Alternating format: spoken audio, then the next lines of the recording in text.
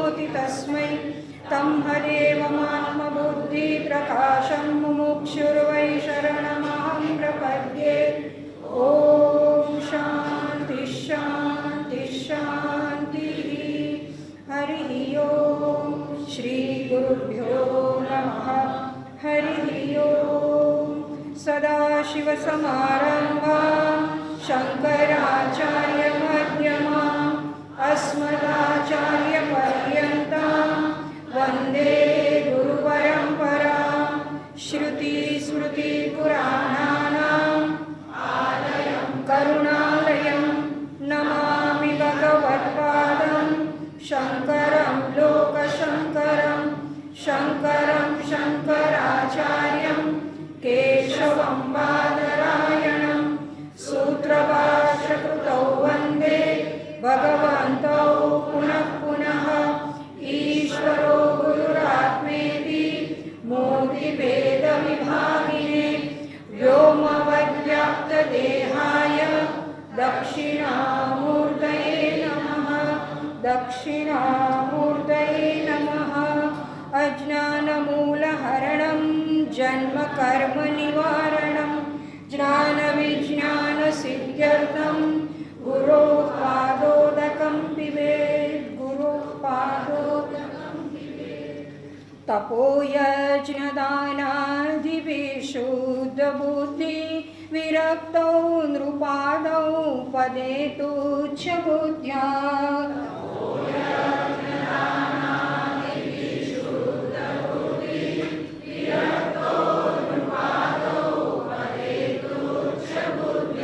परित्यज्य सर्वं यदाप्नोति तत्त्वं परं ब्रह्म नित्यं तदेवाहमस्मि। परित्यज्य सर्वं यदाप्नोति तत्त्वं परं ब्रह्म नित्यं तदेवाहमस्मि। परं ब्रह्म नित्यं तदेव अहम अस्मि। અહીંયા શંકરાચાર્યજી વિજ્ઞાન નૌકા સ્તોત્ર એની અંદર તત્વ છે એનો નિર્દેશ કરે છે. એ સંદર્ભે ગઈકાલે જોઈ ગયા કે સંસ્કૃતિ દરેક પ્રદેશને, દરેક દેશને, દરેક સમાજને હોય અને સંસ્કૃતિ એટલે કે સમાજમાં પ્રચલિત માન્યતા જે હોય એને આપણે સંસ્કૃતિ કહીએ.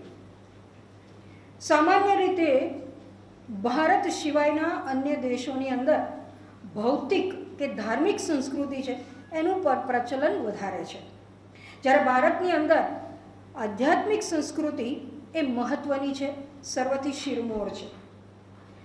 ધાર્મિક સંસ્કૃતિ કે આધ્યાત્મિક સંસ્કૃતિ છે એ શીખવવાની વસ્તુ નથી. ધર્મ છે એક ધર્મમાં બાળકનો જન્મ થાય અને ધર્મને કારણે એ હિન્દુ છે, મુસ્લિમ છે, ક્રિશ્ચન છે એવું કહેવાય શકે ખરો, પણ જે ધર્મનું અનુસરણ હોય, ધાર્મિકતા હોય એ એને શીખવી ન શકાય. પણ એ બીજાનું જોઈને, એટલે કે પોતાના વડીલો છે, પોતાનાથી મોટા જે છે એને જોઈને એનું અનુસરણ કરતાં કરતાં એ શીખે છે. દાખલા તરીકે હિન્દુ ધર્મમાં જન્મેલું બાળક છે એ પછી બ્રાહ્મણ ઘરમાં હોય, વૈશ્ય, ક્ષત્રિય ગમે તે ઘરમાં હોય, ત્યાં એના ઘરમાં જે પૂજા થાય છે એને કહેવાની જરૂર નથી આ પૂજા કર, આમ કર, તો એ કદાચ નહીં કરે. પણ ઘરમાં વડીલ છે, દાદા દાદી છે, મમ્મી પપ્પા છે, એ પૂજા કરે છે, મંદિરે જાય છે, તો પહેલાં કુતૂહલથી જોડે જશે. કેમ? એને બહાર જવાનું મહત્ત્વ વધારે છે કે કંઈક બહાર જવા મળે ઘરના વાતાવરણમાં, એટલે બહાર જાય જોડે, મા કે પિતાની જોડે, દાદા દાદી જોડે ક્યાં જાય છે અને પછી ધીરે ધીરે એને ખબર પડે કે આ મંદિરે જાય છે, મંદિરમાં આવી રીતે પૂજા કરે છે એટલે મારે પણ કરવું છે. એમ કરતાં કરતાં એની અંદર એ ધાર્મિક સંસ્કાર છે એ ઉદ્ભવે, એ અંકુરિત થાય. પણ આધ્યાત્મિક સંસ્કૃતિ કે આધ્યાત્મિક સંસ્કારનું શું એ તો શીખવી પણ ન શકાય. ભલે ઘરમાંથી વડીલ આવતા હોય, જરૂરી નથી કે બાળકો પણ એનું અનુકરણ જોઈને કરે. તો આધ્યાત્મિક સંસ્કૃતિને માટે શું આવશ્યકતા છે? તો કે ઈશ્વર કૃપા અને ગત જન્મના જે સંસ્કાર હોય એ બહુ મહત્ત્વના છે.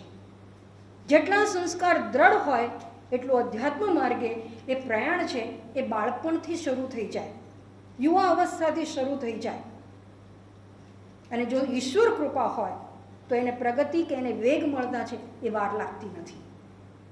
અને એ સંદર્ભેથી આપણે જોઈ ગયા કે આ આધ્યાત્મિક સંસ્કાર જેની અંદર છે, ઈશ્વરની કૃપા છે, એને સર્વપ્રથમ વિચાર આવે કે આ જે દેખાય છે જગત અને એમાં જે વિઘ્નો આવે છે, સુખ દુઃખ આવે છે, એ ખરેખર શેને કારણે છે?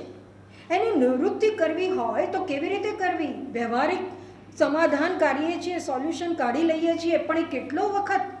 થોડા સમયને માટે. ફરીવાર એવું વિઘ્ન આવશે નહીં તો એના જેવું બીજું વિઘ્ન આવશે અને ફરીવાર આપણે પ્રયત્ન કરીશું એટલે એનાથી કંઈ આ વિઘ્નોની, દુઃખની આત્યંતિક નિવૃત્તિ થતી નથી. હંમેશા માટે એમાંથી છુટકારો થતો નથી. અને હંમેશા માટે છુટકારો જોઈતો હોય તો એનું કારણ શોધવું પડે અને કારણનું નિવારણ કરી નાખો તો કાર્ય છે એ આપોઆપ છે એ નિવૃત્ત થઈ જાય, એનું બાદ પામી જાય અથવા તો એ ચાલ્યું જાય. અને એવી વ્યક્તિને વિચાર આવે કે જગતમાં જેમ વિઘ્ન કે દુઃખ આવે છે એનું કારણ શું? એમાં જગત આવ્યું ક્યાંથી? હું ક્યાંથી આવ્યો કે આવી? આપણે ક્યાંથી આવ્યા અને ક્યાં જવાના? જગતમાં આવીએ છીએ, જઈએ છીએ, લોકો જન્મે છે, મરે છે, એ પછી શું? જેમ નચિકેતાનો વિચાર આવ્યો કે આ મૃત્યુ પછી આત્માનું થાય છે શું? આત્મા રહે છે? કેટલાક કહે છે કે રહે છે, કેટલાક કહે છે કે નથી રહેતો. વાસ્તવમાં છે શું?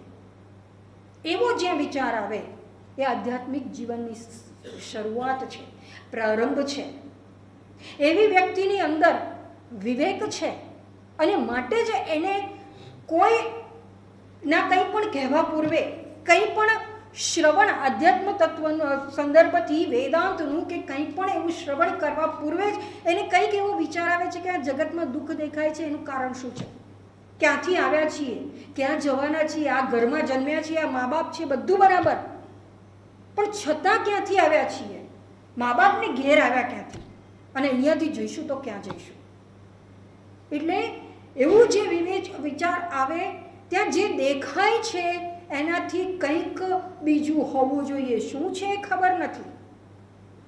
એટલે વિવેક છે, અજાણતા એ વિવેકનો જીવનમાં પ્રવેશ થયેલો છે અથવા તો ઉદ્ભવ થયેલો છે. અને એવી વ્યક્તિ છે એ આધ્યાત્મ માર્ગ અથવા તો અહીંયા જે શંકરાચાર્યજી કહે છે વિજ્ઞાન નૌકા, વિજ્ઞાનરૂપી નૌકા છે, એ જ્ઞાનરૂપી નૌકા છે, એમાં સવાર થવાને માટેનો અધિકારી છે. એને હવે નૌકા પ્રાપ્ત થવાને માટે એનો અધિકાર હોય એટલે સામાન્ય અધિકાર છે, પણ એ વિશેષ અધિકાર હોય તો એ નાવ ઉપર સવાર થઈ અને ખરેખર પોતે પાર થઈ શકે. એને પછી નાવિકની શરૂઆતમાં જરૂર હોય, પણ પછી જેમ જેમ સમય વીતતો જાય એમ એને નાવિકની પણ જરૂર ના પડે, પોતાની મેળે એને પાર કરી શકે છે સંસાર સાગરને. તો એના માટે એની લાક્ષણિકતા કેવી હોવી જોઈએ એની અહીંયા વાત કરી કે તપ, યજ્ઞ અને દાન દ્વારા આદિભિહિ એટલે કે ઉપાસના દ્વારા જેની બુદ્ધિ શુદ્ધ થઈ છે, જેનું અંતઃકરણ છે એ શુદ્ધ થયું છે. અને એ સંદર્ભથી જોઈ ગયા તપ, યજ્ઞ અને દાન છે એ અંતઃકરણના મળરૂપી દોષની નિવૃત્તિને માટે છે. અને આદિ એટલે જે ઉપાસનાની વાત કરી એ સગુણ સાકારની ઉપાસના, એ સગુણ સાકારની ઉપાસનામાં પ્રતિક ઉપાસના હોય, પ્રતિમા ઉપાસના હોય, અહંગ્રહ ઉપાસના હોય. એ કામના રહિત થઈને કરવામાં આવે તો અંતઃકરણ શુદ્ધિરૂપ થાય અને અંતઃકરણના વિક્ષેપરૂપી દોષ છે એની નિવૃત્તિ કરે. સગુણ સાકારની ઉપાસના કરતાં કરતાં અંતે સગુણ નિરાકારની ઉપાસના છે એમાં પ્રવેશ થવો જોઈએ. અને સગુણ નિરાકારની ઉપાસના એટલે આપણે જોઈ ગયા તેમ એ ઈશ્વરનું સર્વત્ર દર્શન થવું. કારણ કે જો ઈશ્વર જગત રચયિતા હોય તો એ પોતાની રચના કરી, જગતને રચી અને એની અંદર પ્રવેશ કરી ગયો છે. કેવી રીતે? અનુપ્રાવિષ્ટ. કેવી રીતે? તો કે જીવ રૂપે પોતે જ પ્રવેશ કરેલો છે. અંતર્યામી રૂપે દરેકની અંદર, ભૂત માત્રની અંદર પ્રવિષ્ટ છે. એટલે સગુણ બ્રહ્મનું, ઈશ્વરનું દર્શન સર્વત્ર કરવું સર્વપ્રથમ એ જરૂરી છે. ઈશ્વર તત્વને જ્યાં સુધી ન જાણીએ ત્યાં સુધી એનું ભૂત માત્રની અંદર દર્શન થાય નહીં. ઈશ્વરનું સર્વત્ર ભૂત માત્રની અંદર દર્શન ન કરીએ ત્યાં સુધી આપણે નિષ્કામ કર્મ પણ વ્યવસ્થિત રીતે કરી શકીએ નહીં, સાચી રીતે કરી શકીએ નહીં. એટલે નિષ્કામ કર્મ સર્વત્ર ઈશ્વર દર્શન દ્વારા થતું હોય તો એની સાથે સાથે ઈશ્વરની ભક્તિ પણ થાય છે. એટલે કે ઈશ્વર છે એના દ્વારા આપણે માટે આ કર્મ નિશ્ચિત થયેલું છે. આપણે નિમિત્ત માત્ર છીએ. આપણા દ્વારા પરમાત્મા, ઈશ્વર કે ભગવાન કે ઈષ્ટદેવ આપણે જે કરતા હોઈએ એ આપણા દ્વારા કોઈ આ જગતની અંદર યોજના પાર પાડે છે. અને સાચી ભક્તિ એને જ કહેવાય કે આપણા શરીર મનને ઈશ્વરને સોંપી દઈએ. એને આ શરીર મન દ્વારા જે રીતે અભિવ્યક્ત થવું હોય એ રીતે થાય. અને જે રીતે અભિવ્યક્ત થવું હોય અર્થાત કે આ શરીર દ્વારા કર્મ કરે, મન દ્વારા કર્મ કરે અને મન દ્વારા શરીર દ્વારા કર્મ કરે તો વાસનાયુક્ત વિચારો, અપકર્મ કરવાની વૃત્તિ છે એ જાગે નહીં. અને એમ જ્યારે ઈશ્વરની ઉપાસનામાં ચિત્ત સ્થિર થાય, વિક્ષેપની નિવૃત્તિ થાય, જગતના વિષયોમાં જ્યારે મન ભટકતું બંધ થઈ જાય તો જ અંતે નિર્ગુણની ઉપાસના છે એ સંભવી શકે. એટલે આ આખો પાયો બનાવવાની વાત છે કે મનને પરિપક્વ કેવી રીતે કરવું, શુદ્ધ કેવી રીતે કરવું. અને એટલું શુદ્ધ હોય, પરિપક્વ હોય તો તત્વજ્ઞાનનું શ્રવણ થાય ત્યારે એ સારી રીતે સર્વપ્રથમ તો યથા યોગ્ય રીતે નિર્ધારણ થાય, એનો સ્વીકાર થાય, સ્પષ્ટ સમજાય. જો સ્પષ્ટ સમજાયું હોય, કોઈ શંકા ન હોય, સંશય ન હોય તો જ નિધિધ્યાસન થઈ શકે. અને એટલે હવે જે નિધિધ્યાસનની આખી પ્રક્રિયા આગળ આવશે એના સંદર્ભથી અહીંયા કહે છે કે આ તપ, યજ્ઞ અને દાન દ્વારા જેની બુદ્ધિ શુદ્ધિ થઈ છે. અને એ સંદર્ભથી તપ શું, યજ્ઞ કોણ કયો અને દાન કેવું એની પણ આપણે ચર્ચા કરી. અને એ સંદર્ભે સમજી ગયા કે તપ, યજ્ઞ અને દાન છે એકબીજાથી કંઈ ભિન્ન નથી. જ્યાં તપની વાત કરીએ તો તપમાં પણ આપણે કંઈક જે કરીએ છીએ, શરીરને તપાવવાની ક્રિયા કરીએ છીએ, ઇન્દ્રિય સંયમ કરીએ છીએ, મનોસંયમ કરીએ છીએ, તો એ દરેક એ તપની અંદર પણ પરમાત્માએ 4થા અધ્યાયમાં કહ્યું એમ વિવિધ પ્રકારના યજ્ઞોની વાત થઈ ગઈ. દ્રવ્ય યજ્ઞની વાત કરી તો દાન છે એનો ઉલ્લેખ ત્યાં થઈ ગયો. મનોનિગ્રહની વાત કરી, યોગ યજ્ઞની વાત કરી, મનોનિગ્રહની વાત કરી તો ત્યાં અંતે એ મનની શુદ્ધિ, મનની એકાગ્રતા, વિક્ષેપ નિવૃત્તિ છે એનું કથન થઈ ગયું. એટલે અહીંયા કહે છે કે અંતઃકરણ શુદ્ધ જ્યારે હોય, મળ અને વિક્ષેપની નિવૃત્તિ હોય તો આદિભિહી એટલે કે આ ઉપાસનાને દ્વારે અંતે એમ કહે છે અહીંયા કે હવે વૈરાગ્ય પણ એનામાં હોવો જોઈએ.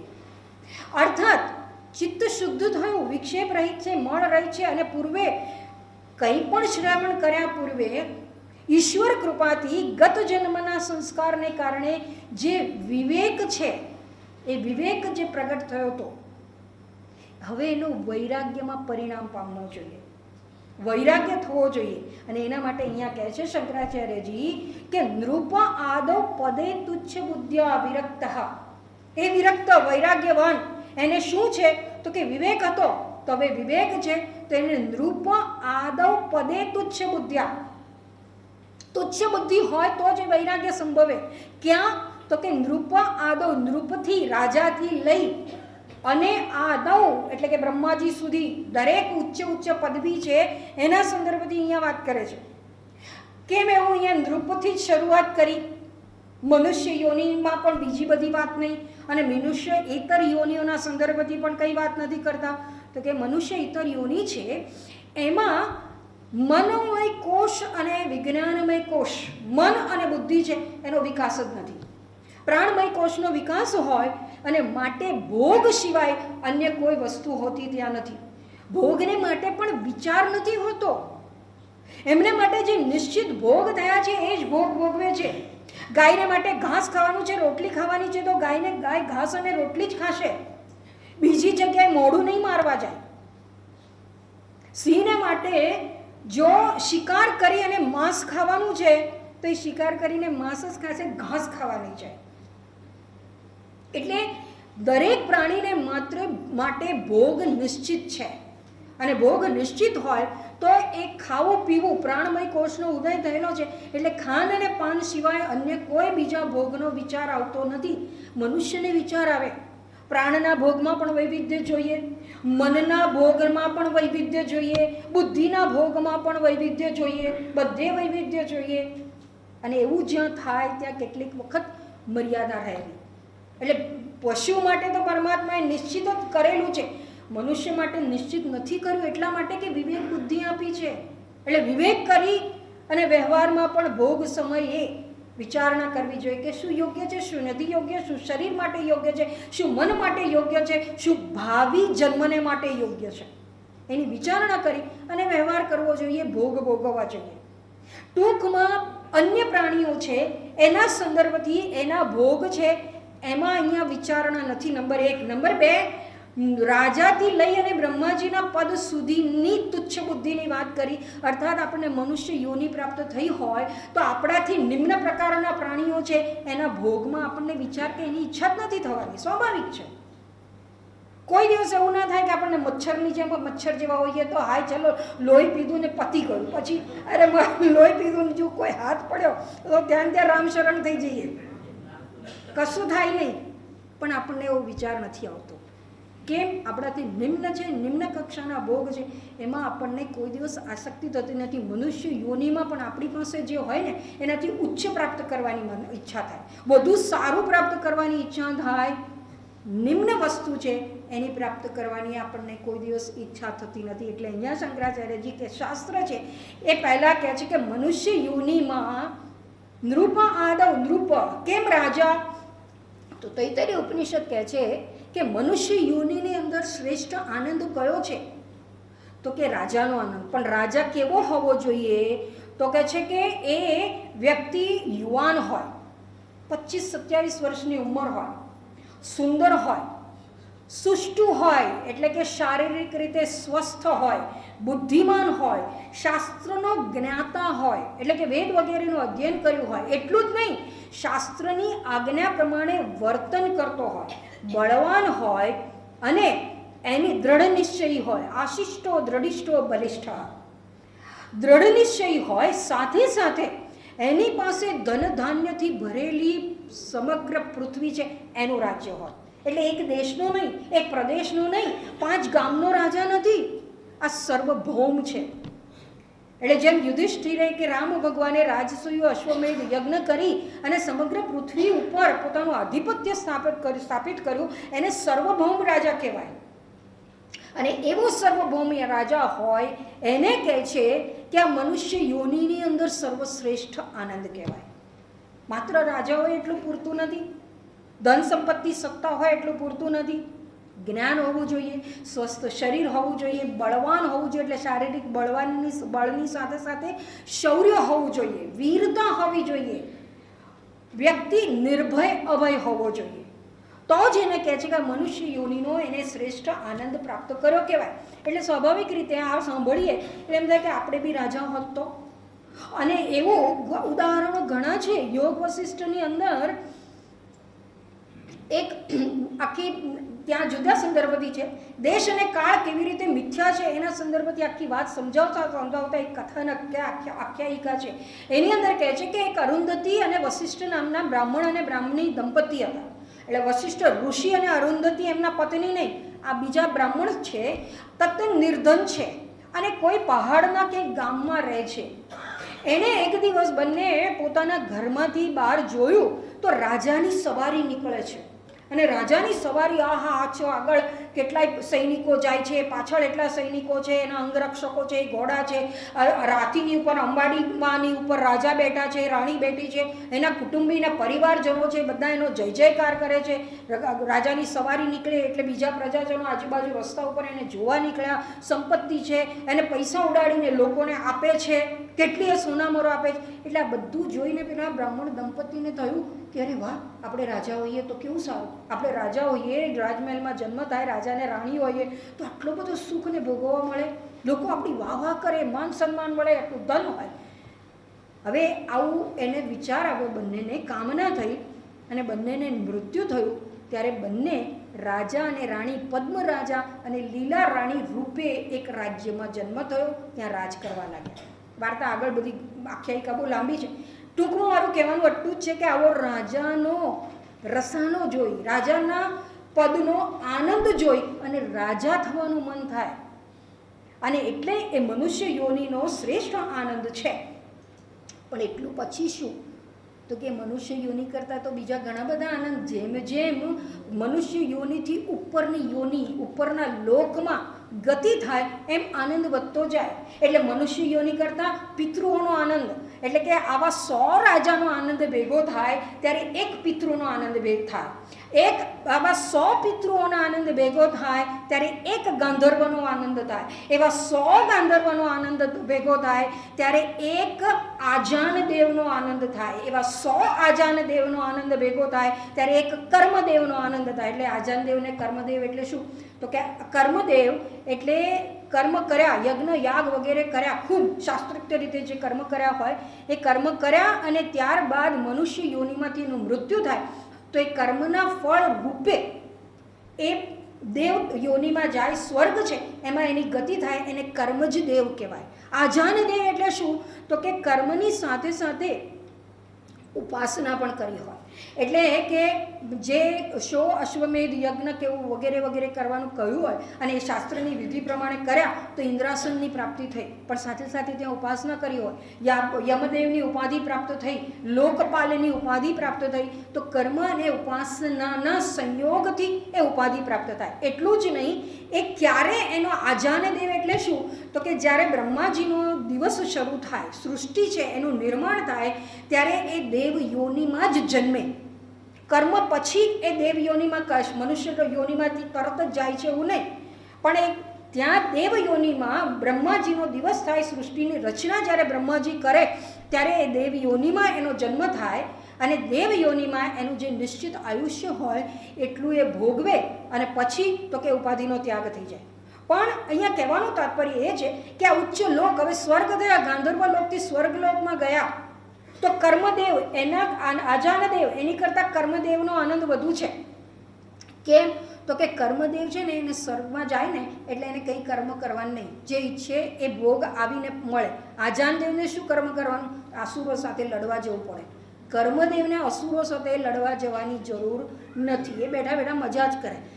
એનીવે હવે આજાનદેવ કર્મદેવ કરતાં આ બધા 100 કર્મદેવનો આનંદ ભેગો થાય ત્યારે એક ઇન્દ્રનો આનંદ થાય. એક ઇન્દ્રનો 100 ઇન્દ્રનો આનંદ થાય ભેગો ત્યારે એક બૃહસ્પતિનો આનંદ થાય. 100 બૃહસ્પતિનો આનંદ, એક પ્રજાપતિનો આનંદ, 100 પ્રજાપતિનો આનંદ, એક બ્રહ્માજીનો આનંદ. એટલે એક એક પદવી વધતી ગઈ, શ્રેષ્ઠ પદવી બ્રહ્માજીની.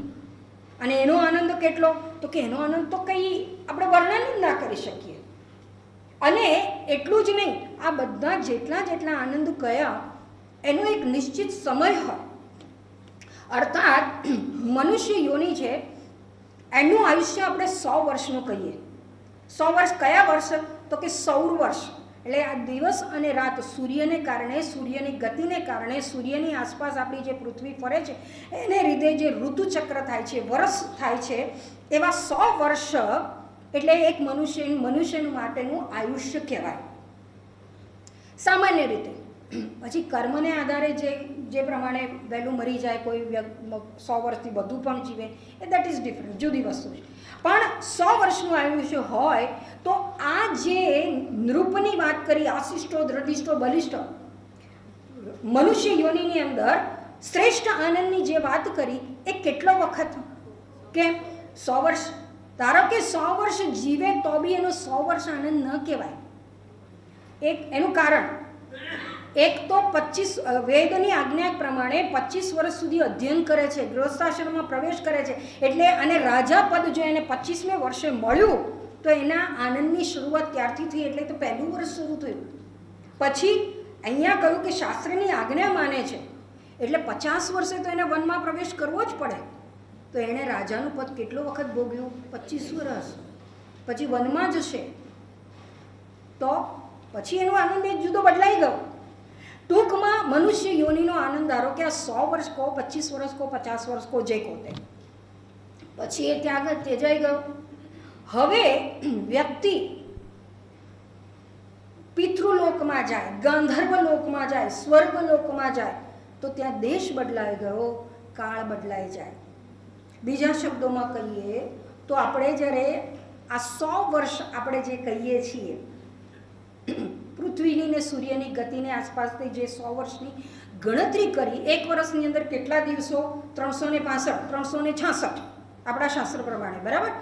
હવે એવા 100 વર્ષ એટલે કેટલા બધા દિવસો થઈ ગયા? હવે એ 100 વર્ષ અહીંયા કહીએ તો આ 100 વર્ષ કરતાં કરતાં 43,20,000 વર્ષ એટલે દેવોના, હવે દેવ યોનિમાં કેટલા વર્ષ બદલાઈ જાય એ કહું છું, દેશ બદલાયો, કાળ બદલાય, એટલે 12,000 વર્ષ છે એ દેવોના થાય. કેટલા? આપણા મનુષ્ય યોનિના, પૃથ્વી લોકના 43,20,000 વર્ષ એટલે દેવલોકના 12,000 વર્ષ, એટલે એક ચતુર્યુગ. ત્રેતા, સતયુગ, ત્રેતા, દ્વાપર અને કલયુગ, આ 4 ભેગા થયા એ એટલામાં પૂરા થયા.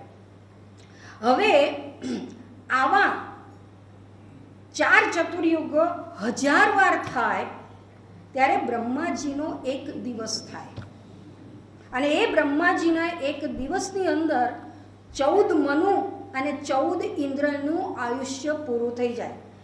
બીજા શબ્દોમાં કહીએ તો 71 ચતુર્યુગ થાય ત્યારે એક મન્વંતર બદલાય, મનુ બદલાય, ઇન્દ્ર બદલાય, નવા ઇન્દ્ર આવે, નવા મનુ આવે. એટલે ઇન્દ્રનો આનંદ કેટલો રહ્યો? પિતૃલોકનો, કર્મદેવનો આનંદ કે ગાંધર્વનો ભૂલી જઈએ, ઇન્દ્રનો સીધો જ વિચાર કરીએ. ઇન્દ્રનો આનંદ આપણા 71 ચતુર્યુગ પૂરતો રહે. હવે બ્રહ્માજીના આયુષ્યની વાત કરીએ તો 1000 ચતુર્યુગ બ્રહ્માજીનો એક દિવસ, અને 1000 ચતુર્યુગ એટલે બ્રહ્માજીની એક રાત્રિ. એવા 100 વર્ષ સુધી બ્રહ્માજીનું આયુષ્ય હોય તો પણ એમનું આયુષ્ય પૂરું થાય, એટલે એ આનંદ, એ પદવી એમની ત્યાગ કરવો પડે. પણ આ પદવી આ મળે કેવી રીતે? તો કે હિરણ્યગર્ભની અહંગ્ર ઉપાસના કરવાથી એ બ્રહ્માજીનું પદ મળે, બ્રહ્માજીની સત્તા મળે. ન આપણે સૃષ્ટિ રચી શકીએ આપણે ઈચ્છીએ એવી, આપણી કલ્પના પ્રમાણેની આખી સૃષ્ટિ રચના થાય, અને જ્યાં સુધી એ આયુષ્યમાં રહે 100 વર્ષનું, ત્યાં સુધી એ સૃષ્ટિનું સર્જન, વિસર્જન વગેરે વગેરે જે થતું હોય એ આપણે બ્રહ્માજી રૂપે કરી શકીએ. એટલે પણ એ બધું હોવા છતાં બ્રહ્માજીની ઉપાધિનો ત્યાગવાનો સમય આવે ત્યારે એ આનંદ છે રહેતો નથી. એટલે તૈત્તરીય ઉપનિષદ કહે છે શ્રોત્રિયસ્ય ચ અકામહતસ્ય, જે કામના રહિત છે, શ્રોત્રિય છે અને કામના, શાસ્ત્રોનું જ્ઞાન અધ્યયન કર્યું છે અને કામના રહિત છે, એને માટે આ બ્રહ્માજીની પદવી છે એ પણ મહત્વની નથી. અહીંયા કહે છે શંકરાચાર્યજી, નૃપ આદવ પદે તુચ્છ બુદ્ધ્યા, તુચ્છ બુદ્ધિ છે એમાં આનંદ છે એને આવતો જ નથી, અંતે ત્યાગવાનું છે. કેમ? તો કે હવે અહીંયા વિવેકના દ્રષ્ટિકોણથી વિચાર કરીએ તો એને વિવેક છે કે આ બધા આનંદ છે મનુષ્ય યોનિનો હોય કે બ્રહ્માજીનો, કેવા છે? આગમા પાઈના, આવનાર જનાર છે, એક દેશ અને કાળના નિમિત્તથી છે, એમાં સીમિત છે. એ દેશ છોડીશું, કાળ છોડીશું, આનંદ જશે. એ પદવી છોડી, ઉપાધિ છોડી, એ આનંદ ગયો. એ તો આનંદ કેવો થયો? એ વિકારી આનંદ થયો. અને જો વિકારી આનંદ હોય તો એ આનંદને પ્રાપ્ત કરીને ફાયદો શું? કારણ કે એણે પહેલાં જ વિચારે કે જગતમાં આવ્યા ક્યાંથી, જવાના ક્યાં, અને આ જગત આવવામાં, આપણા અહીંયા આવવાનો પણ આગળ હેતુ કે પ્રયોજન શું છે? દુઃખ આવે છે એનું કારણ શું છે? અંતિમ સુખની પ્રાપ્તિ કેવી રીતે કરવી? આ બધી વિચારણા આવતી હોય તો સ્વાભાવિક રીતે નૃપથી લઈ, રાજાથી લઈ, મનુષ્ય યોનિના શ્રેષ્ઠ આનંદથી લઈને બ્રહ્માજીના આનંદ સુધીમાં એને વિરક્તિ છે. પદે તુચ્છ બુદ્ધ્યા, લેશ માત્ર આકર્ષણ નથી, આ લોકના પરલોકના ભોગનું આકર્ષણ નથી. અને એટલે અહીંયા કહે છે એવો જે હોય એને એ વૈરાગ્યવાન છે, કારણ કે એની બુદ્ધિ એ સર્વમાં તુચ્છ બુદ્ધિ છે. આપણને તુચ્છ બુદ્ધિ છે એટલે શું? કોઈ વસ્તુ આપણને હોય એ જે નગણ્ય કરી નાખીએ, ઘાસનું તણખલું પડ્યું હોય તો આપણને એને ઉઠાવવાનું મન નથી થતું, એ તુચ્છ છે, એમાં આપણને ફાયદો શું? પણ એ ઘાસનું તલખણું સોનાનો તાર હોય તો તરત ઉઠાવી લઈશું. કેમ? એમાં આપણને મહત્વ છે કે સોનું છે એનું મહત્ત્વ છે, એની વિનિમય પદ્ધતિને આપણે જાણીએ છીએ અને એટલા માટે એ સોનાની તાર છે એને વેચીશું તો કેટલા પૈસા મળશે, આજે સોનાનો ભાવ શું છે એના આધારે આપણે બધું કેલ્ક્યુલેશન કરી નાખીએ. અને એટલે જ શાસ્ત્રોમાં કહ્યું છે કે જેને માટીના ઢેફામાં અને સોનામાં એક સમાન બુદ્ધિ હોય, એટલે કઈ એક સમાન બુદ્ધિ, તુચ્છ બુદ્ધિ હોય, એ જ ખરેખર વૈરાગ્યવાન કહેવાય. એટલે તુચ્છ બુદ્ધિ છે એટલે એને સોનાની કિંમત નથી ખબર એવું નહીં, પણ પોતાને માટે ઉપયોગી નથી. અને શંકરાચાર્યજી એટલે જ અપરોક્ષાનુભૂતિમાં કહે છે યથૈવ કાકવિષ્ટાયા, આ બધામાં ભોગમાં કેવી બુદ્ધિ છે તો કે કાગવિષ્ટા જેવી. કાગવિષ્ટા તો કયું? કાગવિષ્ટા કહો કે કોઈ પણ પ્રાણીની કહો, આપણને એમાં કોઈ પણ પ્રકારનું આકર્ષણ થતું નથી, આપણે એની પાસે જોવાના પણ નથી. અરે આપણા શરીરમાં જ્યાં સુધી એ કચરો છે ત્યાં સુધી મારું છે, પણ એક શરીરમાંથી કચરો બહાર નીકળી ગયો પછી આપણે માટે જ એ જુગુપ્સા પ્રેરક થઈ જાય. એમ અહીંયા કહે છે કે આ બધા પ્રકારના ભોગ છે એમાં જે તુચ્છ બુદ્ધિ છે, જુગુપ્સાની વૃદ્ધિ હોય, એ ખરેખર વૈરાગ્યવાન છે. અને એવો હવે આગળ શું કરે છે આત્મતત્વની પ્રાપ્તિ થવા માટે? પરિત્યજ્ય સર્વમ યદ આપનોતિ તત્વ. પરિત્યજ્ય સર્વમ, સર્વનો ત્યાગ કરે છે. અર્થાત હવે આ વિવેક છે, વૈરાગ્ય છે, અને વિવેક વૈરાગ્ય હોય અને એને મુમુક્ષુતા તો છે જ, ભલે મંદ અધિકારીત્વ હોય, અને મંદ અધિકારીત્વ છે માટે જ અંતઃકરણ શુદ્ધિ નથી. અંતઃકરણ શુદ્ધિની જરૂર છે, નિષ્કામ કર્મની જરૂર છે, જેવી રીતે અર્જુનને માટે છે. મંદ વૈરાગ્ય અને મંદ વિવેક છે, એટલા માટે એને વિચાર આવ્યો કે હું આ યુદ્ધ નહીં કરું, આમાંથી ફાયદો શું, અમે જીતીશું અને અમારા સગાવાલાને મારી અને લોહીથી ખરડાયેલા હારથી રાજ્યનો ભોગ કરીશું, તે યોગ્ય કહેવાય ખરું? એટલે અજ્ઞાન છે, મંદ વૈરાગ્ય હોવા સાથે સાથે અજ્ઞાન તો છે જ. અને કેમ મારા પરાયાની ભાવના છે? અંતઃકરણ અશુદ્ધ છે માટે, અને એટલે એને નિષ્કામ કર્મનો ઉપદેશ આપ્યો. એવી જ રીતે અહીંયા વિવેક છે, વૈરાગ્ય પણ છે, પણ વિવેક છે એ આછો પાતળો છે, અને માટે અંતઃકરણ શુદ્ધિની વાત કરી. હવે કહે છે વિવેક અંતઃકરણ શુદ્ધિ હોય, વૈરાગ્ય હોય, અને આવો દ્રઢ વૈરાગ્ય હોય તો એની પાસે સ્વાભાવિક રીતે સમજી લેવાય કે ષડ સંપત્તિ તો છે જ, અને એને પહેલાં જ વિચાર આવે કે આ જગત વગેરે ક્યાંથી આવીને ક્યાં જવાના, શું કરવાનું, એવો વિચાર આવે તો આમાંથી મુક્ત થવું છે.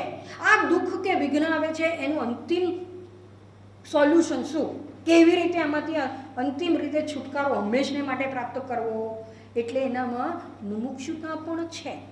ભલે એને કદાચ ન સમજાતું હોય કે આને મુમુક્ષુત્વ કહેવાય, મુક્તિની ઈચ્છા કહેવાય, ન ખબર હોય છતાંમાં એનામાં છે. એટલે અને જો મુમુક્ષુત્વ છે, વિવેક વૈરાગ્ય છે, તો ષડ સંપત્તિ તો હોય જ. કેમ ષડ સંપત્તિ હોય તો કે છે કે યજ્ઞ વગેરે દ્વારા જ્યાં કહ્યું કે જે ઇન્દ્રિય યજ્ઞ કરવાનો છે, મનોનિગ્રહ રૂપી યજ્ઞ કરવાનો છે, એટલે શમ અને દમની પ્રાપ્તિ છે. ઈશ્વરને અર્પિત કરીને કર્મ કરવાના છે, પ્રસાદ રૂપે ફળને સ્વીકાર કરવાનું છે, તો ઈશ્વરમાં શ્રદ્ધા વિના એ થઈ શકે નહીં. અને ઈશ્વરમાં જો શ્રદ્ધા હોય તો તિતિક્ષા હોય જ. કેમ? તિતિક્ષા શરણાગતિ વિના, ઈશ્વરમાં શ્રદ્ધા વિના કોઈ પણ વસ્તુ સહન કરવાનું સામર્થ્ય આવે નહીં. આદિ ભૌતિક આદિ દૈવક આધ્યાત્મિક દુઃખ જે આવે છે એને સહન કરવાનું સામર્થ્ય, તિતિક્ષા, ઈશ્વર પ્રણિધાન, ઈશ્વરમાં શ્રદ્ધા વિના સંભવી શકે નહીં. એટલે જો વૈરાગ્ય છે, શમદમ હોય, શ્રદ્ધા છે તો તિતિક્ષા ને ઉપરતિ તો હોય, મનોનિગ્રહ કર્યો, શમ છે, દમ છે, ઉપરતિ હોવી જ જોઈએ, હોય જ. આ બધું એકબીજાની સાથે સંકળાયેલું છે. તો રહ્યું શું હવે તો કે સમાધાન. અને સમાધાન છે એટલે અહીંયા કહે છે કે સમાધાન એટલે શું તો કે બ્રહ્મ છે એક એવી જે બુદ્ધિ છે એ અહીંયા બ્રહ્મ શબ્દ એ વ્યક્તિને ધારો કે સાધકને નથી ખબર, પણ ઈશ્વર એક છે, ઈશ્વરની આરાધના કરે છે, ઈશ્વર તત્વ છે એને સમર્પિત છે, તો ઈશ્વર એક જ સત્ય છે એટલું સમજે છે તો પણ એ સમાધાન છે. અને એટલે અહીંયા કહે છે કે એવો હવે આ બ્રહ્મ તત્વ છે એને પ્રાપ્ત કરે છે. યદ આપનોતિ તત્વમ, એટલે કે અહીંયા આપનોતિ તત્વમ એટલે એને અપરોક્ષ જ્ઞાન થાય છે એવા સંદર્ભથી કહે છે. પરોક્ષ જ્ઞાનના દ્રષ્ટિકોણથી પણ લઈ શકાય કે એને હવે પરોક્ષ જ્ઞાન દ્રઢ થાય છે, સંશય વિપર્ય રહિત એને પરોક્ષ જ્ઞાન થાય છે. અને જો પરોક્ષ જ્ઞાન દ્રઢ હોય તો એને હવે અપરોક્ષ જ્ઞાન છે પ્રાપ્ત થાય. પણ કેવી રીતે, ક્યારે પ્રાપ્ત થાય? જો આ ષડ સંપત્તિ છે, સાધન ચતુષ્ટયત્વ છે, અંતઃકરણ શુદ્ધ છે, મળ નથી, વિક્ષેપ નથી, તો પરિત્યજ્ય સર્વમ, બધો એને ભલે રાજાથી લઈ અને વૈરાગ્ય બ્રહ્માજીના પદ સુધી તુચ્છ બુદ્ધિ છે, સાથે સાથે ત્યાગ પણ થવો જોઈએ. અને ત્યાગ થવો જોઈએ, કેવી રીતના ત્યાગ થવો જોઈએ, શેનો ત્યાગ થવો જોઈએ? કારણ કે અહીંયા કહે છે પરિત્યજ્ય સર્વમ. અને ઉપદેશ પંચકની અંદર શંકરાચાર્યજી કહે છે નિજ ગૃહાત તુર્ણમ વિનિર્ગમ્યતામ વેદો નિત્ય અધીયતામ. પોતાના ઘરમાંથી જે ક્ષણે વૈરાગ્યની પ્રાપ્તિ થાય, વૈરાગ્યનો ઉદ્ભવ થાય, એ ક્ષણે પોતાનું ઘર ત્યાગીને ચાલ્યા જવું જોઈએ. એટલે અહીંયા ઘર ત્યાગીને ત્યાં ચાલ્યા જવું જોઈએ એટલે શું? કારણ પરિત્યજ્યમાં સૌથી પહેલો વિચાર એવો જ આવે, ઘર ચલો, સગાવાલા છોડો, ધન સંપત્તિ સર્વનો ત્યાગ કરી દીધો છે, સ્થૂળ રીતે સ્વીકાર્ય સંકેત પણ ત્યાં શંકરાચાર્યજી એવો જ આપે. પણ અહીંયા કંઈ એનાથી વિશિષ્ટ કે ગૂઢ છે એ સંકેત છે. એટલે કે છે અને તપ યજ્ઞ વગેરેના સંદર્ભથી કહીએ તો ઉપનિષદ કહે છે, કૈવલ્ય ઉપનિષદ કહે છે એમ ત્યાગેન એકેના અમૃતત્વ માનશું હું. ત્યાગ વિના માત્ર એક ત્યાગ છે, એનાથી જ અમૃતત્વ છે, એની પ્રાપ્તિ થાય છે. અહીંયા શંકરાચાર્યજી એ જ કહે છે પરિત્યજ્ય સર્વમ યત આપનોતિ તત્વ. સર્વનો ત્યાગ કરે એને જ આ તત્વ છે એની પ્રાપ્તિ થાય છે. તો હવે ત્યાગ એટલે કઈ રીતે ત્યાગ? અને અહીંયા તપ યજ્ઞ દાન વગેરેની અંદર જે વાત કરી ત્યાં જાણતા અજાણતા ત્યાગ થયો. એટલું જ નહીં, આપણે રોજ રોજ ત્યાગ કરીએ છીએ ઘણી વસ્તુનો, પણ આપણે સમજતા નથી. અને ત્યાગ કરવા છતાં પણ આપણે સાથે સાથે ગ્રહણ કરીએ એટલે આપણને જે ફાયદો થવો જોઈએ અથવા તો જે સમજાવવું જોઈએ એ સમજાતો નથી. કેવી રીતે? રોજ આપણે જાગ્રત અવસ્થાનો ત્યાગ કરીએ છીએ, સ્વપ્નમાં અને સુષુપ્તિમાં જઈએ, જાગ્રતનો ત્યાગ થઈ ગયો. પણ ત્યાં જાગ્રતનો ત્યાગ કર્યો તો સ્વપ્નનું ગ્રહણ કર્યું. સ્વપ્નનું ગ્રહણ કર્યું એટલે સ્વપ્ન સૃષ્ટિની અંદર સત્યત્વની બુદ્ધિ કરી, સ્વપ્નના એક શરીરની અંદર અહંભાવ કર્યો. પછી સ્વપ્નનો ત્યાગ થઈ ગયો, સુષુપ્તિમાં ગયા. સુષુપ્તિમાં ગયા, શરીર નથી, કોઈ સૃષ્ટિ નથી, સ્થૂળ સૃષ્ટિ નથી, સૂક્ષ્મ સૃષ્ટિ નથી, પણ એના કારણરૂપ અજ્ઞાન છે. અને અજ્ઞાનને કારણે મેં કંઈ જાણ્યું નહીં એવું કર્યું. હવે સુષુપ્તિનો ત્યાગ કરવામાં આપણે કંઈ પ્રયત્ન નથી કરતા, એનો સમય થયો, સુષુપ્તિનો ત્યાગ થયો, પણ પાછી જાગ્રત પ્રાપ્ત થઈ. જાગ્રત પ્રાપ્ત કરી, જાગ્રતનું ગ્રહણ કર્યું એટલે સ્થૂળ શરીરને, સૂક્ષ્મ શરીરને અહમ રૂપે આપણે ગ્રહણ કરી લીધા. એટલે કે ત્યાગ થવા છતાં થતો નથી. કેમ? મૂળ અજ્ઞાન છે એ ચાલુ રહે છે. અને એટલે અહીંયા કહે છે કે ત્યાગ કરવો તો શેનો ત્યાગ થવો જોઈએ?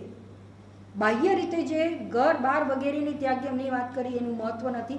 અહીંયા સાધકને માટે છે શરીરમાં અહમ બુદ્ધિનો ત્યાગ, જીવ ભાવનો ત્યાગ. તપ વગેરે જ્યારે કરીએ છીએ ત્યારે આપણે તપ કરીએ તો ઇન્દ્રિય દ્વારના ભોગ વૃત્તિનો ત્યાગ કરીએ છીએ. અને જો એ ભોગનો ત્યાગ ન થાય તો તપની સિદ્ધિ ન થાય. અને આધ્યાત્મિક દ્રષ્ટિકોણથી જોવા જઈએ તો પણ આ જ્યારે અંતઃકરણ શુદ્ધિના માટેના પ્રયત્ન રૂપે તપ થતું હોય તો નિષ્કામ ભાવે જ્યારે આપણે તપ કરીએ છીએ તો ઇન્દ્રિયના ભોગનો ત્યાગ કર્યો એટલે કે દમની પ્રાપ્તિ કરી. યજ્ઞ દ્વારા પરલોકના ભોગની કામનાનો ત્યાગ કર્યો. કેમ? કારણ કે યજ્ઞ છે એને કર્તવ્ય રૂપે ગ્રહણ કર્યું. એટલું જ નહીં, યજ્ઞમાં જ્યારે કોઈ પણ વસ્તુઓની આહુતિ આપવાની હોય, યજ્ઞ બાદ દાન દક્ષિણા આપવાની હોય તો એમાં પણ મમત્વ છે એનો ત્યાગ થાય. અને એટલે દાન દ્વારા ધનનો નહીં પણ આપણી જે ધનની અંદર, સંપત્તિની અંદર માલિકીની ભાવના છે એનો ત્યાગ કરવાનો છે. એટલે ત્યાગ પરિત્યજ્ય સર્વમ, જેનો ત્યાગ? આ બધાનો. ઇન્દ્રિયના ભોગનો ત્યાગ, યજ્ઞ કર્તવ્ય રૂપે કરીએ છીએ એટલે પરલોકની વાસનાનો ત્યાગ, કામનાનો ત્યાગ. આદવ પદે તુચ્છ બુદ્ધિ, આ બ્રહ્માજીના પદમાં પણ તુચ્છ બુદ્ધિ. અને દાન દ્વારા માલિકીની જે ભાવના છે, કોઈ પણ અહીંયા ધન એટલે પૈસા માત્ર નહીં, જે આપણી સંપત્તિ રૂપ કહેવાતું હોય એમાં સર્વમાં માલિકીની ભાવનાનો ત્યાગ, એને ત્યાગ કહેવામાં આવે છે. અને એટલે જ કઠોપનિષદમાં નચિકેતા પોતાના પિતાને પૂછે છે, તમારી સંપત્તિ આ ગાયો હોય તો આ ગાયને તમે આવી વસુકેલ ગયેલી ગાયને આપો છો, સારી ગાય મારે માટે રાખતા હો તો હું તમારી સંપત્તિ છું. શાસ્ત્ર પ્રમાણે સંતાન છે એ પણ માતા પિતાની સંપત્તિ કહેવાય. ક્યાં સુધી? જ્યાં સુધી યુવાન ના થાય ત્યાં સુધી. તો એ કહે છે હું તમારી સંપત્તિ હોઉં તો તમે મને કોને સોંપશો? મારોય ત્યાગ કરો ને. એટલે પણ ના થઈ શકે જ્યાં સુધી એ માલિકીની ભાવના હતી, ગાયોમાં મારી ગાયો છે તો સારું રાખવું ને સારું નથી એને આપી દો, એવા દાનનું ફળ પણ ના મળે.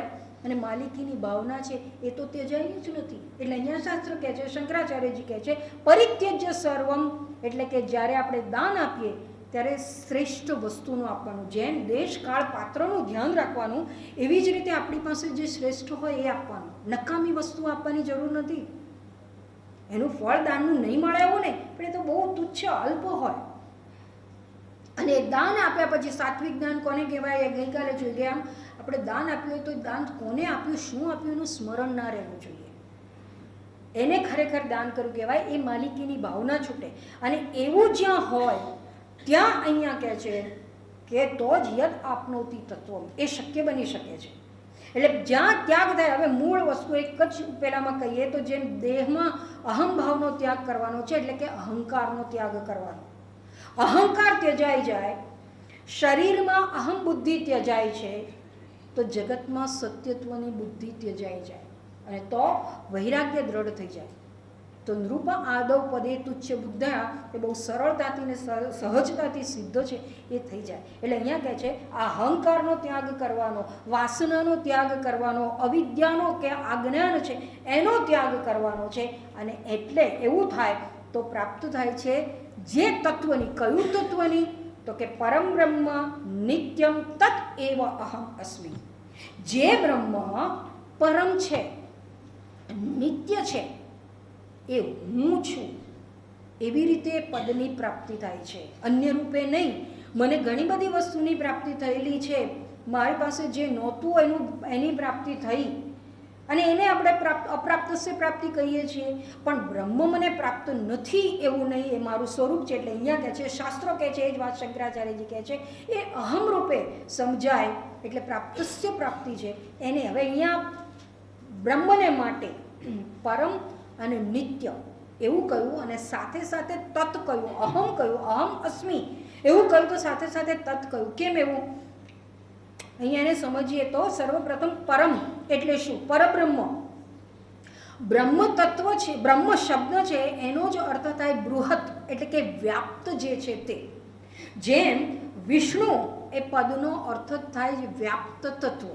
વિષ્ણુ એટલે પિતાંબરધારી, 4 હાથ છે, પદ્મ છે, ગદા છે વગેરે, એ નહીં.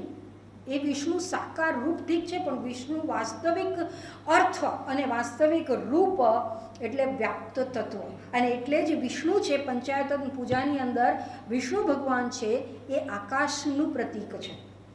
આકાશ જેમ વ્યાપ્ત છે એમ એ વિષ્ણુ વ્યાપ્ત છે, વિષ્ણુ તત્વ છે. અને આધ્યાત્મિક દ્રષ્ટિકોણથી, આત્માના દ્રષ્ટિકોણથી વિષ્ણુ એટલે જ બૃહદ બ્રહ્મ, આત્મતત્વ જે અનંત છે, અવિનાશી છે. એટલે અહીંયા કહે છે કે આ બૃહદ વ્યાપ્ત બ્રહ્મ પરમ છે. પરમ છે એટલે શું? નિર્માય છે, માયા રહિત છે. માયા યુક્ત હોય તો એ અપર છે, પરમ નથી.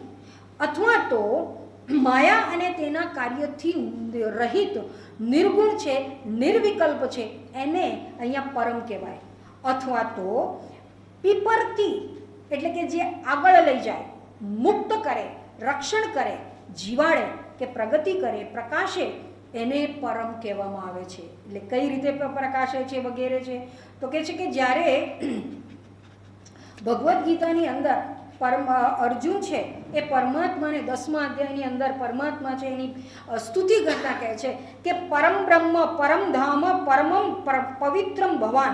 એટલે કે આપ દેશ કાળ વસ્તુથી વિલક્ષણ બ્રહ્મ છો, પરમાત્મા છો, જ્ઞાનરૂપી પ્રકાશ છો. પરમનો અર્થ જ્ઞાનરૂપી પ્રકાશ સ્વરૂપ છો. સર્વ જીવોના પ્રાણ રૂપે છો, માટે સર્વને જીવાડનારા છો.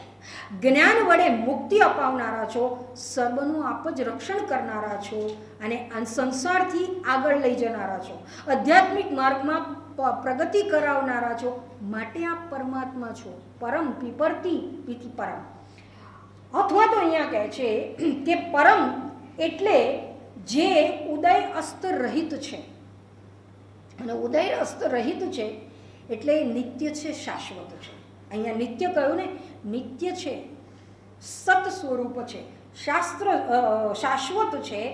અથવા તો પરમ એટલે દેશકાળ વસ્તુમાં જે સીમિત નથી, મર્યાદિત નથી, અપરિચ્છિન્ન છે, એને પરમ કહેવામાં આવે. અથવા તો પરમ એટલે શ્રેષ્ઠ. કોનાથી શ્રેષ્ઠ? તો કે જીવથી શ્રેષ્ઠ, ઈશ્વરથી શ્રેષ્ઠ, જગતથી શ્રેષ્ઠ, માયાથી શ્રેષ્ઠ. એને પરમ કહેવામાં આવે છે. એવો પરમ બ્રહ્મ છે જે નિત્ય છે. તત એવ અહમ અસ્મિ, તે હું છું. તે હું છું એટલે કેમ? તો કે તે એટલા માટે કે આપણને આટલું શ્રવણ કરવા છતાં એ તે મારાથી દૂર છે, પ્રત્યક્ષ નથી, પરોક્ષ છે, મારાથી ભિન્ન હોય એવું જણાય છે. પણ અહીંયા એ વાસ્તવમાં હું જ છું.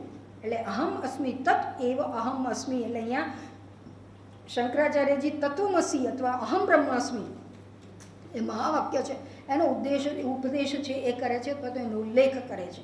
એટલે કહે છે કે એ પરબ્રહ્મ છે એ જે વ્યાપ્ત છે, શ્રેષ્ઠ છે, માયા રહિત છે, મુક્તિ અપાવનારા છે, સર્વથી જ્ઞાન બક્ષનાર છે, જ્ઞાન સ્વરૂપ છે. એ મારાથી ભિન્ન નથી, દૂર નથી, અન્ય દેશમાં, અન્ય કાળમાં નથી. જેમ ઈષ્ટદેવ મારા જે પણ હોય એ મારાથી અન્ય છે, અન્ય દેશમાં છે, અન્ય કાળમાં છે. ઈષ્ટદેવ શિવજી છે તો કૈલાસમાં છે, અને દેશ બદલાઈ ગયો છે, કૈલાસ સ્થાન છે તો ત્યાં કાળ જુદો છે.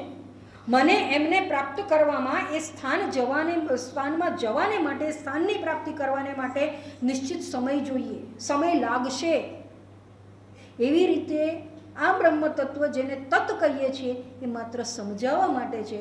હકીકતમાં એ અહમ એવ અસ્મિ, હું જ એ છું. તેમાં દેશકાળનો ભેદ નથી. એને પ્રાપ્ત કરવા માટે દેશકાળના પ્રયત્નો છે એ પણ કરવાની જરૂર નથી. એવું બ્રહ્મ તત્વ હું છું. હવે આ તો સંકેત થયો, પણ એની પ્રાપ્તિ કેવી રીતે થાય? તો કે ગુરુ વિના જ્ઞાન નહીં, આચાર્ય વાને વૈદહ. આચાર્ય જેની પાસે છે એને જ જ્ઞાન પ્રાપ્ત થાય છે, ગુરુ વિના જ્ઞાન નહીં. તો એ ગુરુ કેવા હોવા જોઈએ, અને એ ગુરુ પાસે જઈ અને શું કરવું જોઈએ એ હવે દ્વિતીય મંત્ર છે એની અંદર શંકરાચાર્યજી જણાવે છે. દયાલું ગુરુમ બ્રહ્મનિષ્ઠમ પ્રશાંતમ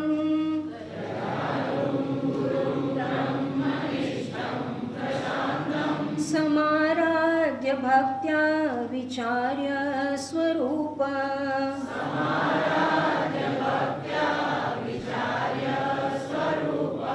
યદાપ્નોતિ તત્વં નિદિધ્યાસ્ય વિદ્વાન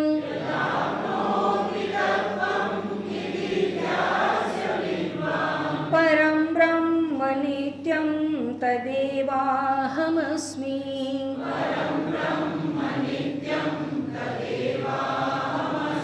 એક સાથે દયાલું ગુરું બ્રહ્મનિષ્ઠં પ્રશાંતં સમારાધ્ય ભક્ત્યા વિચાર્ય સ્વરૂપં યદાપ્નોતિ તત્વં નિદિધ્યાસ્ય વિદ્વાન પરમ બ્રહ્મ નિત્યં તદેવાહમસ્મિ.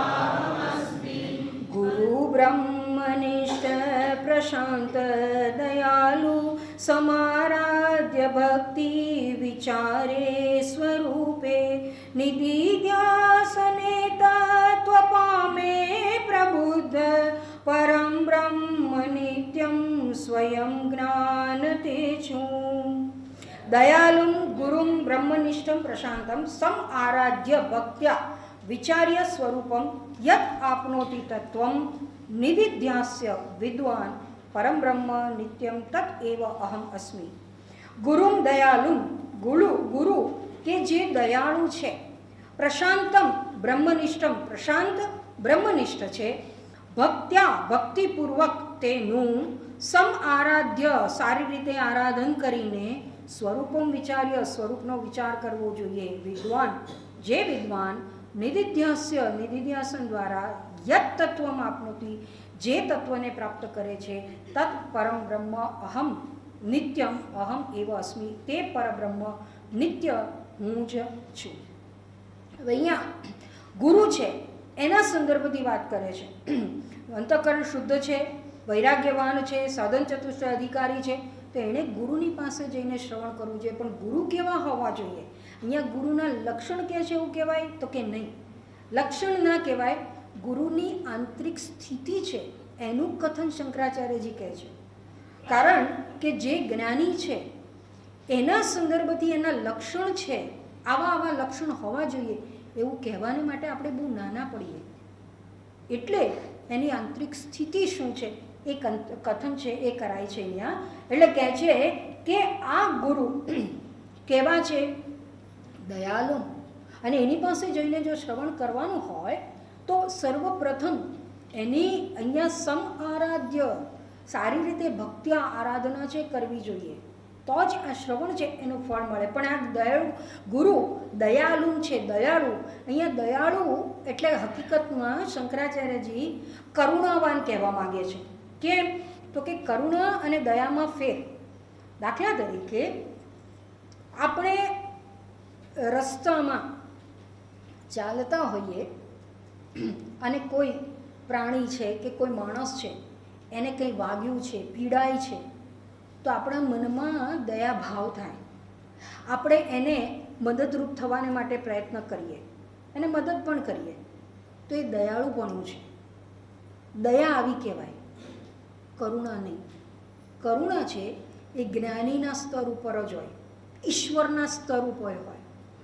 સામાન્ય મનુષ્યના સ્તર ઉપર પહોંચી જરૂર શકે, એટલે જ અહીંયા કથન થાય છે. કરુણા એટલે જ્યાં સર્વના હિતનો વિચાર થાય, અન્યના દુઃખને સમજાય અને એના દુઃખને સમજી અને એના દુઃખનું શાશ્વત રૂપે નિવારણ કરવાનો પ્રયત્ન થાય. નંબર 1, એને જે સહાયતા કરવાની પ્રયત્ન થાય છે એમાં જ્યાં બદલાની ભાવના ન હોય એને કરુણા કહેવાય. નંબર 1. નંબર 2, કરુણા ક્યારે સંભવે? જ્યારે વ્યક્તિ છે એ સામાના દુઃખને સમજી શકે. આત્મ ઉપમેન સર્વમ, ભગવદ્ ગીતામાં પરમાત્માએ કહ્યું એમ આત્માની ઉપમાથી જ્યારે જોવાય ત્યારે કરુણા છે એ સંભવી શકે. એટલે શું? જે વ્યક્તિને જે પ્રકારની પીડા છે એમાંથી કોઈકને કોઈક વખત આપણે પસાર થયા છીએ, અને એવા પીડામાંથી પસાર થયા હોય, શારીરિક હોય, માનસિક હોય, આધ્યાત્મિક હોય, અજ્ઞાની છે એને સાધકને જ્ઞાન પ્રાપ્ત કરવું છે, મુમુક્ષુતા છે, અને એમાંથી જે વખતે એના દુઃખને જે અનુભવ થતો હોય એવી પોતે પણ એ દશામાં એક વખત હતા. તો એ દશાને સમજી અને એને નિવારણને માટેનો જે ઉપાય બતાવે, પણ ઉપાય બતાવતા વખતે દુઃખી વ્યક્તિના દુઃખમાં દુઃખી થયા વિના ઉપાય બતાવે છે, તો જ કરુણા સંભવી શકે. દાખલા તરીકે વ્યક્તિ બીમાર છે, એના ઘરના છે જેને એના પ્રત્યે લાગણી છે, આસક્તિ હોય, એ પોતાના સગાવાલાના દુઃખમાં દુઃખી થાય. બાળક માંદું હોય તો મા ને બાપ દુઃખી થાય, અને દુઃખી થાય એટલું નહીં, કદાચ રડવા પણ માંડે. બાળક રડે છે તો મા બાપ પણ રડે છે. કેમ? એ લાગણી જરૂર છે, લાગણીશીલ છે, પણ એ લાગણીશીલતા જ્યાં હોય ત્યાં વ્યક્તિને એના દુઃખમાંથી નિવૃત્ત થવામાં મદદરૂપ ના થઈ શકાય. કેમ? આપણે એના લાગણીમાં એની સાથે સાથે પ્રવાહમાં વહી ગયા. દયાવાન હોય એ મદદ કરે, રસ્તો બતાવે, પણ એ રોગીના રોગનું નિવારણ જ્યારે ડૉક્ટર કરે તો એ રોગને સમજે છે, રોગીની પીડાને સમજે છે, પણ એના પીડામાં પીડિત થયા વિના, રોગિષ્ટ થયા વિના એનો ઉપચાર કરે છે.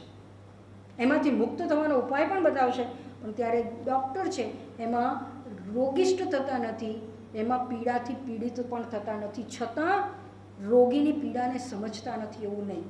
એવી જ રીતે જે કરુણાવાન છે, અને અહીંયા આધ્યાત્મિક દ્રષ્ટિકોણથી, સાધકના દ્રષ્ટિકોણથી, શિષ્યના દ્રષ્ટિકોણથી હોય તો શિષ્ય જે મુમુક્ષુ અવસ્થામાં છે, મુક્ત થવાની જે ઈચ્છા છે, અને એને કારણે જે બંધનની લાગણીથી જે પીડા થાય છે એમાંથી મુક્ત થવું છે, એ દરેક લાગણી કે દરેક ભાવના છે એનો અનુભવ ગુરુ ભૂતકાળમાં કરી ચૂક્યા છે અને માટે એ શિષ્યની લાગણીને સમજે છે, આંતરિક ભાવનાને સમજે છે અને છતાંય એની સાથે સંલગ્ન થયા વિના, એનાથી દુઃખી કે સુખી થયા વિના એમાંથી મુક્ત થવાનો એ માર્ગ બતાવે છે, માટે કરુણાવાન છે. નંબર 1. નંબર 2, જે મુમુક્ષુ નથી એના માટે કરુણાવાન નથી નહીં, એના માટે પણ કરુણાવાન છે. સામાન્ય અજ્ઞાની કોઈ પણ આવે તો એને જે પ્રમાણે એની ઈચ્છા હોય એ પ્રમાણેના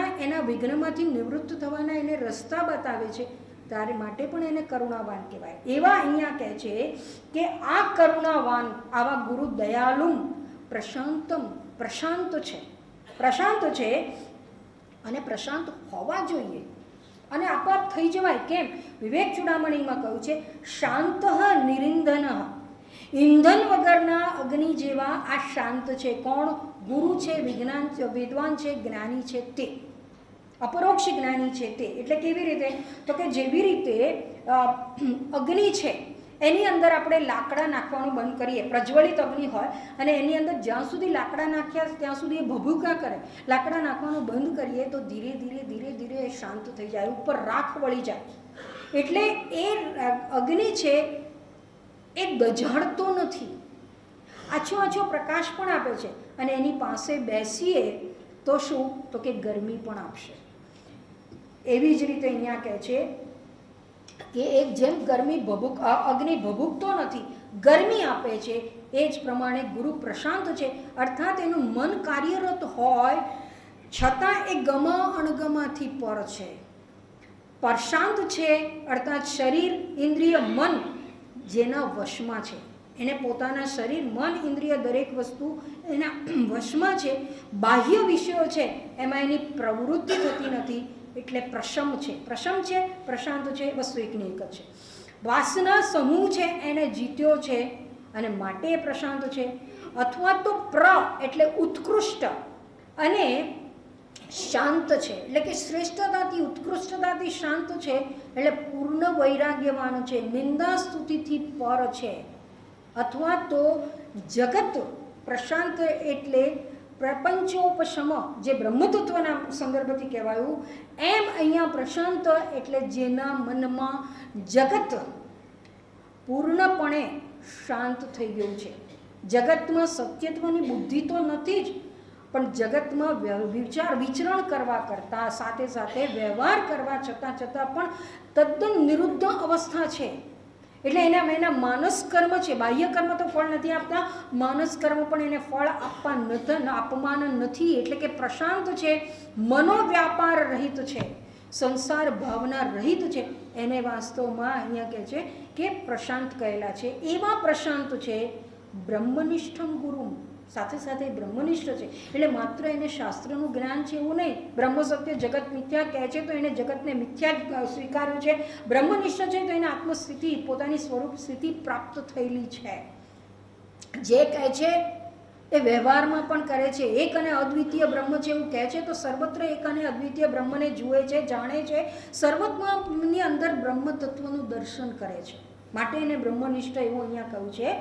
એવા ગુરુ છે એને ભક્ત્યા સમ આરાધ્ય, ભક્તિપૂર્વક સારી રીતે આરાધના કરવી જોઈએ. હવે અહીંયા ભક્તિપૂર્વક સારી રીતે આરાધના કરવી એટલે શું? એને શું એક પાટલે બેસાડી અને રોજ પૂજા કરવાની? નહીં, એવું નહીં. તો ભક્તિ એટલે શું, સમારાધ્ય એટલે શું, એ આવતીકાલે જોઈશું. ઓમ પૂર્ણમદ પૂર્ણમિદં પૂર્ણાત પૂર્ણમુદચ્યતે પૂર્ણસ્ય પૂર્ણમાદાય પૂર્ણમેવ